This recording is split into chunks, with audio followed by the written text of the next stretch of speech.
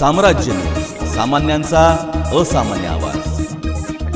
शहरातील नामांकित orchid engineering कॉलेजच्या बॉईज हॉस्टेलमध्ये एका 20 वर्षीय विद्यार्थ्याने दोरीने गळफास घेऊन आत्महत्या केल्याची धक्कादायक घटना समोर आली आहे। ही घटना 18 डिसेंबर रोजी रात्री 11:30च्या सुमारास घडली।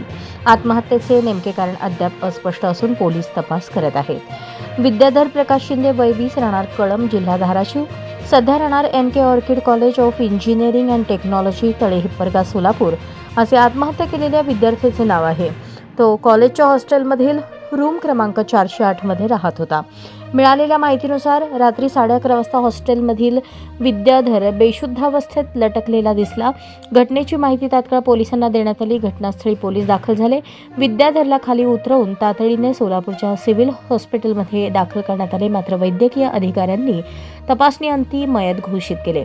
आत्महत्येमागील नेमके कारण अद्याप समजू शकलेले नाही। पोलीस तपास करत असून घटनास्थळी पंचनामा करण्यात आला। या घटनेमुळे परिसरातून खळबळ उडाली आहे।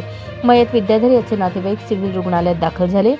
त्याच्या मागे आई, वडील आणि एक भाऊ असा परिवार आहे।